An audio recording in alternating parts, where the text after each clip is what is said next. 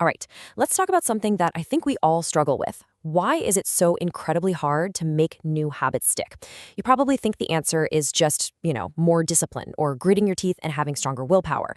But what if I told you the real secret is to actually trust your willpower less and instead get really clever about designing the world around you?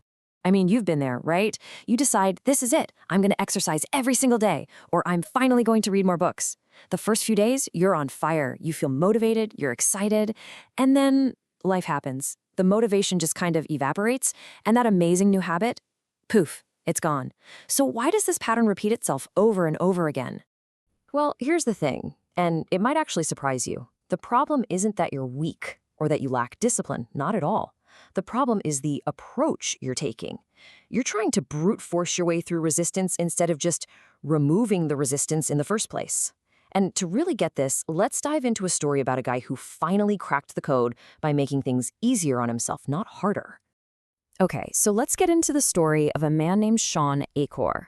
He had this goal to build a really good habit. He wanted to practice his guitar more often, but he kept finding himself doing something much easier instead, watching TV.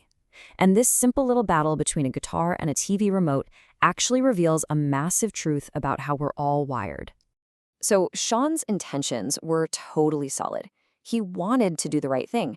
But as we all know, good intentions often get crushed by our default behaviors. The easy, automatic things we do when we're tired or just not thinking. The path of least resistance for him led straight to the couch, and that guitar just stayed tucked away in the closet. And right here, you can see exactly why. This is that hidden friction in action. To play the guitar, Sean had to go through all these little steps. They're small, sure, but they add up. Meanwhile, to watch TV, pick up the remote, press a button. It's almost effortless. Each one of those extra steps for the guitar was a tiny little roadblock that his brain, which is naturally lazy, just wanted to avoid. And get this, the total time for all those little steps to get the guitar, it was barely 20 seconds. It sounds like nothing, right? Absolutely trivial. But that tiny 20-second barrier of effort was literally all it took to make the difference between who he wanted to be and what he actually did. That's just how powerful the path of least resistance really is. And this is where he had his light bulb moment. This was his brilliant fix. Instead of trying to force himself to have more willpower, he just redesigned the path. He made playing the guitar 20 seconds easier to start, and he made watching TV 20 seconds harder. He basically used his own laziness to his advantage. Genius! So what's really going on here? Well, this whole story uncovers a fundamental rule about how we behave. Scientists have a name for the initial effort it takes to start something. They call it activation energy. And learning how to play with that, how to design it, that's the real key to building habits that actually last. So let's put a name on it. This whole strategy is called the 20-second rule. And look, it's not really about the number 20 being magical or anything. It's about the principle. You want to make your good habits incredibly easy to start, and you want to make your bad habits a little bit of a pain. You're just giving yourself a gentle nudge in the right direction. And this is the science behind why it works. Every single thing you do has an activation energy. Watching TV? Super low. But let's say going to the gym. Well, you have to find your clothes, pack a bag, get in the car, drive there. That has a much higher activation energy. And the higher it is, the less likely we are to do it, especially when our willpower is running low. Now, this simple rule actually points to a much, much bigger idea. This isn't just a clever trick. It's about making a huge shift in your mindset. The real goal here is to stop trying to rely on willpower and start building smart systems in your environment that do the heavy lifting for you. I mean, think about your willpower like your phone battery. You wake up, it's at 100%.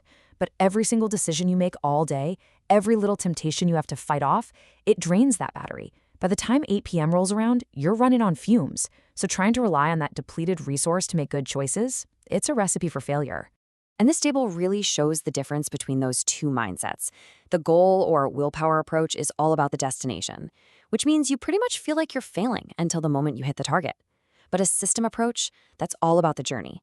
It's about creating a process that removes the friction and makes success the most likely, most natural outcome, day in and day out. Okay, so this all sounds great in theory, right? But how do you actually apply it in your own life? Let's get super practical. Here are a few dead simple ways you can start redesigning your own environment and engineering your behavior like today. See? Each of these is just a tiny little change that messes with the activation energy. Putting your gym clothes right by your bed removes a huge barrier to that morning workout. Hiding the junk food in the very back of the pantry adds one. You're simply making the right choice, the easiest choice. And that really is the ultimate takeaway here. You know Newton's first law, right? An object in motion stays in motion. Well, getting into motion is always the hardest part. The 20-second rule isn't about making the entire habit feel easy. It's about making the first 2 minutes feel completely and totally effortless.